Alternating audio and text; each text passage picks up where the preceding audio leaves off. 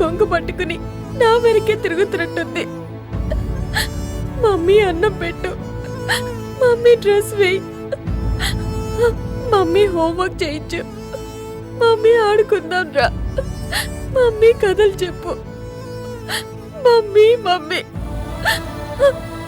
అనుక్షణం teddy నన్ను పిలుస్తున్నట్టే ఉంది. Mummy mummy అనే దాని పిలుపు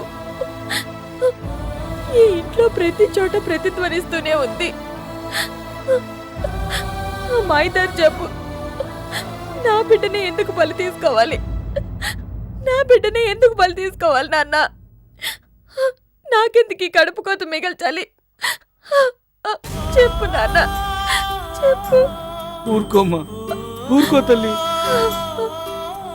బాబు కిషోర్, దీనికి నువ్వే ధైర్యం చెప్పాలి.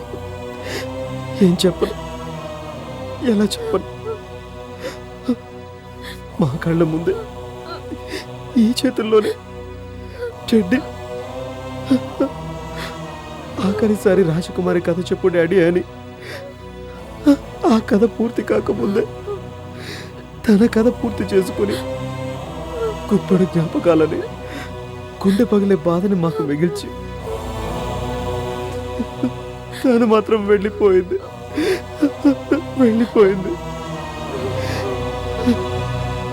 ఈ మమ్మీ డాడీలను విడిచిపెట్టి ఒక్కరోజు కూడా ఉండలేని నా టెడ్డీ శాశ్వతంగా వెళ్ళిపోయింది. బాబు కిషోర్, మగవాడివి నువ్వే ఇలా అధైర్యపడితే ఇక హారికని ఎవరు ఓదారుస్తారు చెప్పు? రుణానుబంధం అంటే ఇంతే. దాని రుణం తీర్చుకుంది, వెళ్ళిపోయింది. ఏం చేస్తాం? టెడ్డీ లేనందుకు అందరం బాధపడుతున్నాం. అంతెందుకు, రాధ మాత్రం ఆంటీ ఆంటీ అని నా వెనకే తిరిగే టెడ్డీని ఆ దేవుడు అలా ఎందుకు తీసుకుపోయాడు అని బోరున ఏడవలేదు. ఏం చేస్తాం? అదంటే అందరికీ ప్రాణమే, కానీ ఆ దేవుడికి దాని ప్రాణాలే కావాల్సి వచ్చాయి. పట్టుకుపోయాడంతే.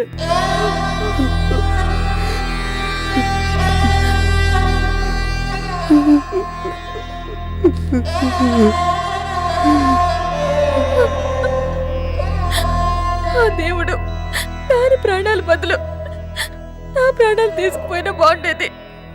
ఇక నేను ఎందుకు బతకాలి? ఏం చూసుకుని బతకాలి? టెడ్డీ, నా తల్లి.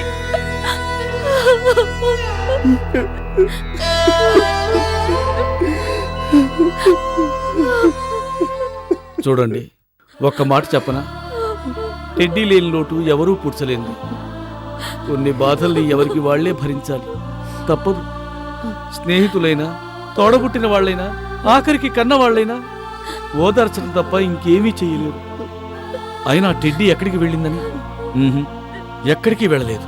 మన మనస్సులోనే ఉంది, మన ఊహల్లోనే ఉంది, మన జ్ఞాపకాల్లోనే ఉంది. మనం ఉన్నంతకాలం టెడ్డీ చిరంజీవి.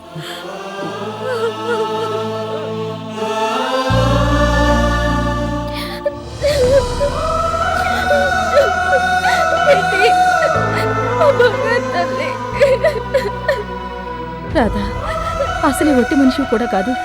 లేమ్మా, లేచి కాస్త ఎంగిలి పడు. వద్దు, నాకేమీ వద్దు. రాధా, టెడ్డీ అంటే నీకెంత ఇష్టం నాకు తెలుసు, కానీ ఏం చేస్తావు? ఆ దేవుడికి టెడ్డీ మీద ఎందుకండి ఎంత కోపం? కోపం కాదమ్మా, ఇష్టం. తను ఇష్టపడ్డ వాళ్ళని ఆ భగవంతుడు తన దగ్గరికి తొందరగా రప్పించుకుంటాడు. ముక్కుపచ్చలారిని పిల్ల ఆ భగవంతుడు ఆ పసిదాన్ని బతికించి నన్ను తీసుకెళ్ళిపోయినా బాగుండు. రాధా, చావనేది ఎవరికి రావాలనుకుంటే వాళ్ళకి రాదు, రాసిపెట్టుంటే తప్ప. ఆ బ్రహ్మదేవుడు ఆ పిల్లకి అంతవరకే రాసిపెట్టాడు. ఏ జన్మ రుణమో తీర్చుకుంది, వెళ్ళిపోయింది. టెడ్డీ కోసం నా ప్రాణాలు అడ్డేస్తానక్క అన్నాను. ఏది? అక్కకి ఇంత కష్టం వస్తే ఏమీ చేయలేకపోయారు. నన్ను ఆదరించి తన సొంత చెల్లెలుగా చూసుకున్న అక్కకి ఏమీ చేయలేకపోయారు. రాధా, ఎవరు మాత్రం ఏం చేయగలరు? టెడ్డీ వాళ్ళ డాడీ ఎవరు? తను డాక్టరే. టెడ్డీ అంతే, ఏది మన చేతిలో ఉండదు. ఈ లోకంలో ఏ మనిషికైనా పాత బంధాలు తెగిపోతూ ఉంటాయి, కొత్త బంధాలు చిగురుస్తూ ఉంటాయి.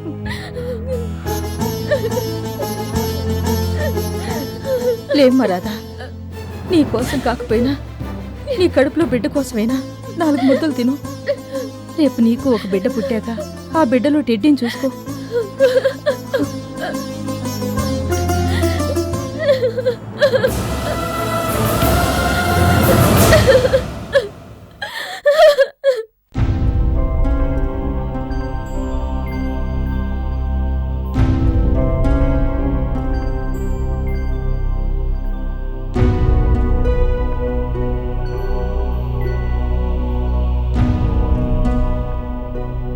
ఇదిగోండి కాఫీ.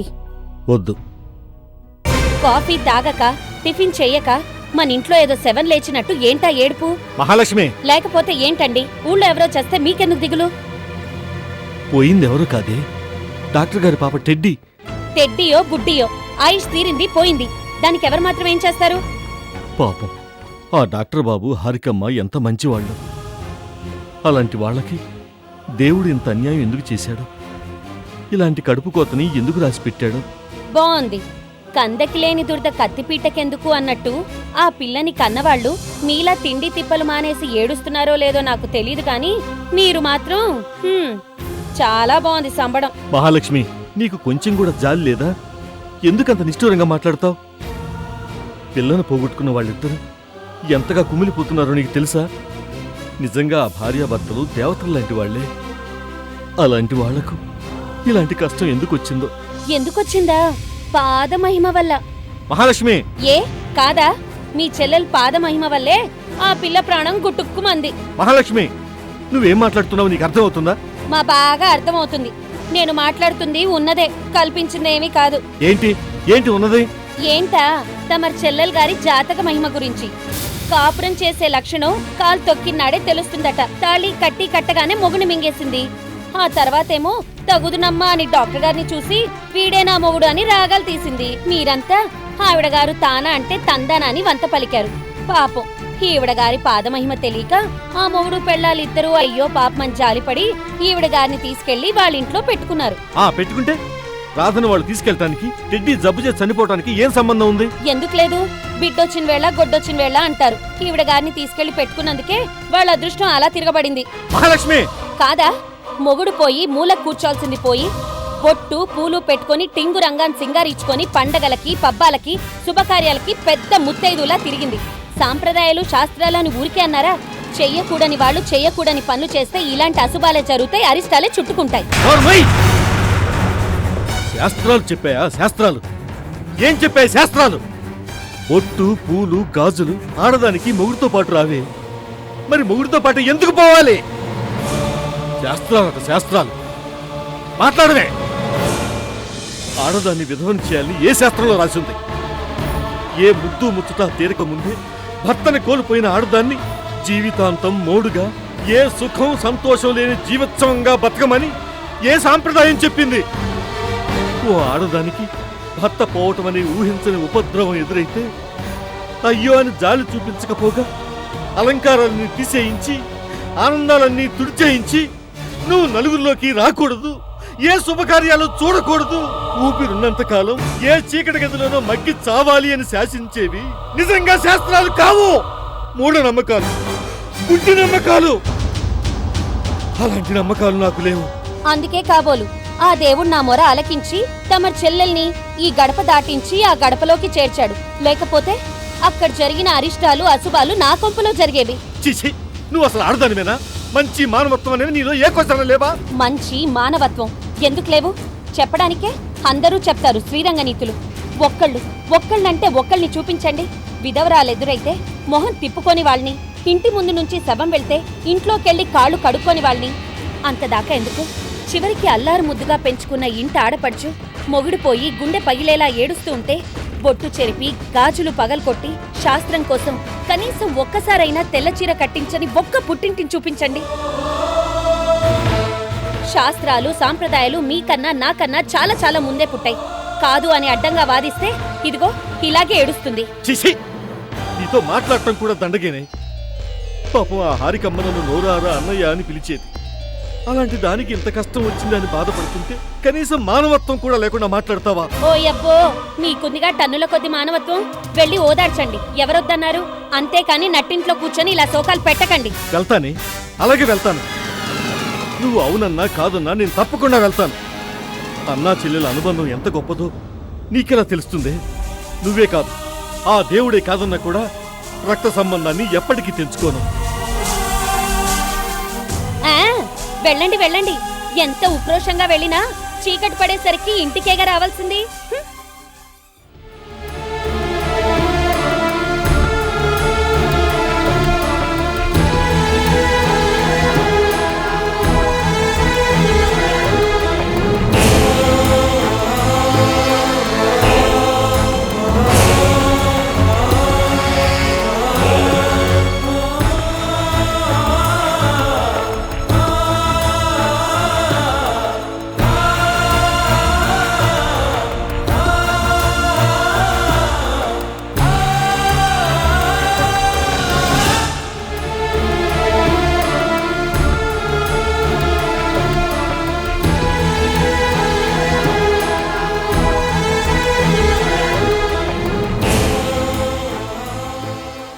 మమ్మీ, ఫోర్డ్ అంటే ఏంటి? ఫోర్డ్ అంటే అదొక కార్ పేరు. మరి ఆక్స్ అంటే? యాక్స్ అంటే ఎద్దు పేరు. మరి ఆక్స్ఫర్డ్ అంటే? ఆక్స్ఫర్డ్ అంటే చెప్పకు, నాకు తెలుసు. ఆక్స్ఫర్డ్ అంటే ఎద్దులాగే కాదు, కరెక్టే కదా? పోవే, చదివించాలి గాని వెళ్ళాడుకో. Thank you mummy.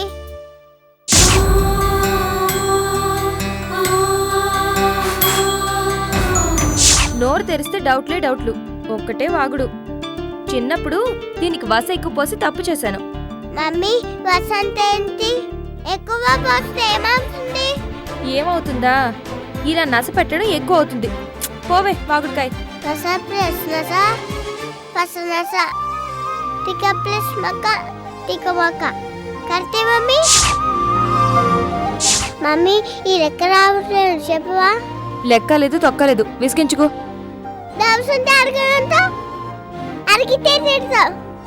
నీతో చెప్ప.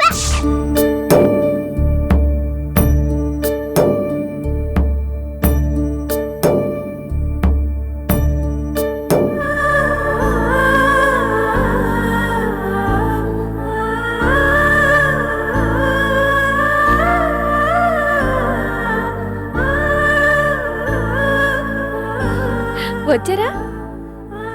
టెడ్డీ ఏది? స్కూల్ యూనిఫామ్ వేసి దాన్ని రెడీ చేయమని చెప్పాను కదా. ఇదిగోండి, దాని బ్యాగ్, టిఫిన్ బాక్సు రెడీగా ఉన్నాయి. మాట్లాడరేంటి? ఓహో, అంటే ఇంకా రూమ్లో అద్దం ముందు నిలబడి తయారవుతుందన్నమాట. మీరేమన్నానండి గాని మీ కూతురికి ఈ మధ్య చోకులు బాగా ఎక్కువైపోయాయి.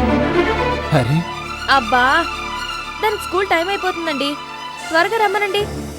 ఇప్పుడేమో లేట్ చేస్తుంది, ఆ తర్వాత టైం అయిపోయింది అని టిఫిన్ ఎగ్గొడుతుంది. అబ్బాబాబా, మీ కూతురుతో వేగడం ఇక నా వల్ల కాదు బాబు. ఏంటి, మీరు వెళ్ళి దాన్ని తీసుకొస్తారా, నాన్నే వెళ్ళి లాక్కురమ్మంటారా? టెడ్డీ ఇంకా రాదు హరి. రాదా? ఏ, ఇవాళ స్కూల్కి వెళ్ళదా? డుమ్మా కొట్టి ఇంట్లోనే కూర్చుని ఏ కార్టూన్ ఛానల్లో చూస్తూ టైంపాస్ చేస్తుందట. ఇలాగైతే ఫస్ట్ క్లాస్ మార్కులు కాదు, థర్డ్ క్లాస్ మార్కులు కూడా రావు. ఆ తర్వాత ప్రోగ్రెస్ కార్డులో సంతకం పెట్టాల్సింది మీరే. Teddy, teddy, Hari, teddy. Hari, teddy చచ్చిపోయింది.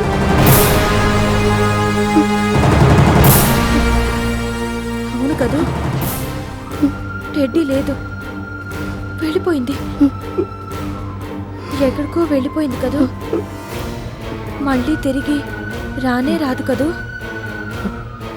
హరి, టెడ్డీ దూరం అయింది. నువ్వు ఇలా అయిపోతే నేనేమైపోతాను చెప్పు.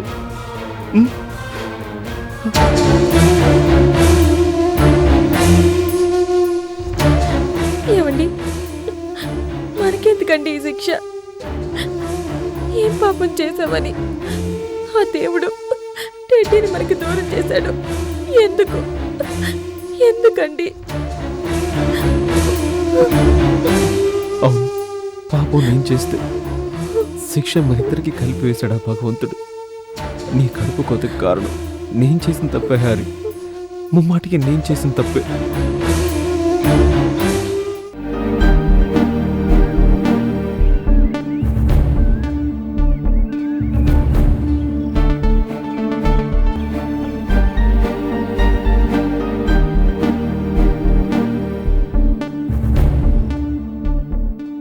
ట్రీట్మెంట్లో భాగంగా నీ వెన్నెముకకి ఓ చిన్న సర్జరీ చేయాల్సి వచ్చింది.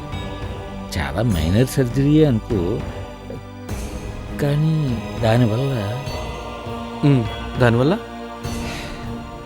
కొన్నాళ్ళ పాటు నువ్వు సంసార జీవితానికి దూరంగా ఉండాలంటున్నాను.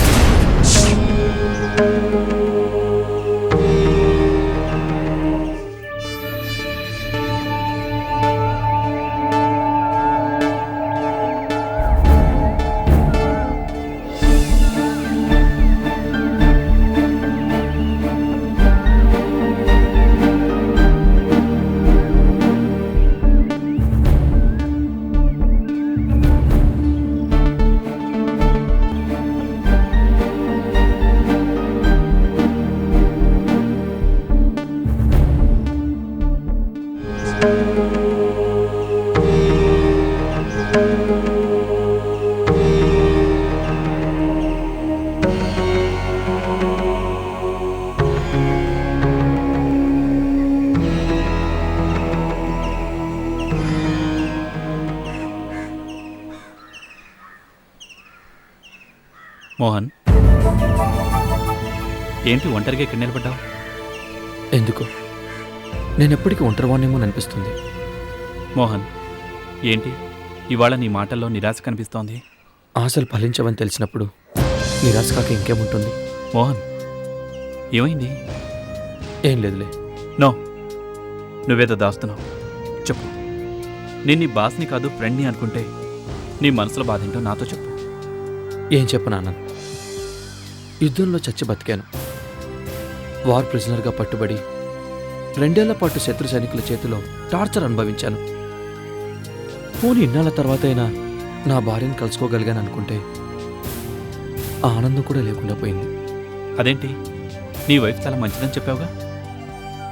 నా వైఫ్ మంచిది మాత్రమే కాదు, దేవత లాంటిది. మరి అండర్స్టాండ్ చేసుకునే భార్య ఉన్న తర్వాత ఇంకేంటి ప్రాబ్లం? ప్రాబ్లం తన వైపు నుంచి కాదు, నా వైపు నుంచి. అంటే అందమైనది, అనుకూలవత అయిన భార్య కళ్ళెదురుగా ఉన్నా కూడా నేను తను సుఖపెట్టలేకపోతున్నాను. You mean? ఎస్, వెన్నుముకకు బలమైన గాయం కావడం వల్ల, మెడికల్ ప్రాబ్లం వల్ల కొన్నాళ్ళ పాటు సంసార జీవితానికి దూరంగా ఉండాలని డాక్టర్స్ అడ్వైస్ చేశారు. దాంతో అర్థమైంది. అంటే ఈ విషయం తెలిసాక నీ మిస్సెస్ నీతో సరిగా బిహేవ్ చేయటం లేదా? No, she's very cooperative. నా పరిస్థితి తెలిసాక నేను గిల్టీగా ఫీల్ అవుతుంటే తనే ఇందులో బాధపడడానికి ఏముంది అని చాలా క్యాజువల్గా తీసుకుంది. నాకెంతో ధైర్యం చెప్పింది. గ్రేట్. నీ ప్రాబ్లం గురించి తెలిసి కూడా అలా అందంటే షీఈస్ రియలీ గ్రేట్. అవును, అర్థం చేసుకునే భార్య దొరకడం కన్నా మగవాడికి కావాల్సింది ఏముంది? కానీ తను క్యాజువల్గా తీసుకున్నా నాకే అన్నీ ఉండి కూడా తనని సుఖపెట్టలేకపోతున్నానేమోనని బాధగా ఉంది. మోహన్, ఇలాంటివన్నీ టెంపరీ ప్రాబ్లమ్స్. కొద్ది రోజులు పోతే ప్రాబ్లం అదే సాల్వ్ అయిపోతుంది. అంత మాత్రానికి బాధపడిపోతే ఎలా? నా వైఫ్ కూడా సరిగ్గా ఇదే మాట అంది. చూసావా, ఈ మాట అంది అంటేనే తెలుస్తోంది ఆవిడది ఎంతగా అర్థం చేసుకునే మనస్తత్వమో. So don't feel. మోహన్, నీకో మాట చెప్పనా? సడన్గా దేవుడు ప్రత్యక్షమై నీకు అంతులేని సంపద కావాలా, అర్థం చేసుకునే అర్ధాంగి కావాలా అని అడిగితే నేను డెఫినెట్గా నాకు అర్ధాంగే కావాలంటాను. ఎందుకో తెలుసా? తను నా లైఫ్లోకి వచ్చాకే నాకు జీవితం అంటే ఏంటో తెలిసింది. నిజమైన సంతృప్తి అంటే ఏంటో తెలిసింది. తినటం, పడుకోవటం ఇవి అందరూ చేసేవే. కానీ వీటన్నిటికన్నా అతీతమైనది something above all. That is life. Marital life, దాంపత్య జీవితం. ఆ సంతృప్తి ముందు మిగతావన్నీ సూర్యుడి ముందు జస్ట్ డ్యూటీ లాంటివి అంతే. ప్రతి మగాడి విజయం వెనుక ఒక ఆడది ఉంటుందంటారు. నా సక్సెస్ వెనుక ఒక ఆడది ఉంది. That is my wife. బాగుంది. ఆ దేవుడు మనిద్దరికి ఒకేలాంటి అభిరుచులు మాత్రమే కాదు, అర్థం చేసుకునే భార్యల్ని ఇచ్చాడు. కానీ ఏం లాభం, మనిద్దరం ఇంత క్లోజ్ అయ్యాక కూడా మా ఆవిడ్ని నువ్వు చూడలేదు, మీ ఆవిడ్ని నేను చూడలేదు. అట్లీస్ట్ చిన్న అకేషన్లో కూడా మనం నలుగురం కలవటం కుదరట్లేదు. తప్పకుండా కుదురుతుంది brother. Is it? Yeah. Thank you. పద.